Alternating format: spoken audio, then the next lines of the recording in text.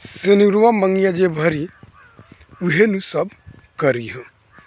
जी हाँ, प्रणाम बा हमार सब भोजपुरी के देखे वाला और भोजपुरी के सुने वाला के। सबसे पहले स्वागत बरुआ सबके हमार पीकेपी भोजपुरी यूट्यूब चैनल में। और हम बानी आप सबके छोट भाई प्रेम कुमार प्रेमी। रुआ सबके बता दी कि गाना गावला के मुताबिक अगर रुआ सब सुन ले होखेम तो रुआ सबके मालूम चल गई है। रुआ सबके बता दी कि भोजपुरी में बहुत बड़ तांडव एगो गाना बे म्यूजिक से रिलीज कर गई बा। आज ही सुबह बे म्यूजिक से रिलीज कर गई बा सेनुरवा जे भरी। जी हाँ, अंकुश राजा और शिल्पी राज जी के उनमें काम कैले बानी शिल्पी राघवानी जी और गाना के गौले बानी शिल्पी राज जी। रुआ सबके मालूम हुई कि शिल्पी राज और अंकुश राजा के जोड़ी इतना बड़ साबित कइल जाला भोजपुरी में कि बैक टू बैक एक पे एक हिट होइए जाला।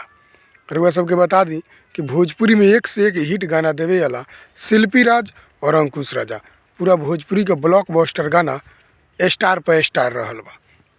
रुआ सबके बता दी कि आज फिर उ समय आ गइल बा सेनुरवा जे भरी। गाना के लिखले बानी रजनीश चौबे जी और म्यूजिक देले बानी छोटू राउत जी।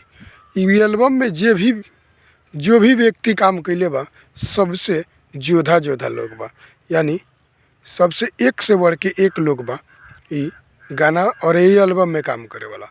तो रुआ सबके बता दी कि सेनुरवा जे भरी गाना के ढेर सारा प्यार दी और सुनी और फिर से एकरा के ब्लॉकबस्टर बनाई।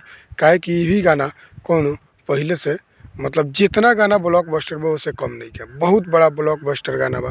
तो ये सब गाना के सुनी, ढेर सारा प्यार आशीर्वाद दी और ढेर सारा गाना का शेयर करी, ढेर सारा लाइक करी। और हमार वीडियो पीकेपी भोजपुरी देखतनी तो चैनल के सब्सक्राइब जरूर करब और हमार वीडियो के लाइक जरूर करब। और ये पीकेपी भोजपुरी के सब्सक्राइब करके बेल आइकन के घंटी जरूर दबाएं ताकि भोजपुरी में कोनो भी ऐसा काम होके ओकर नोटिफिकेशन रउआ सब जल्दी मिल जाए।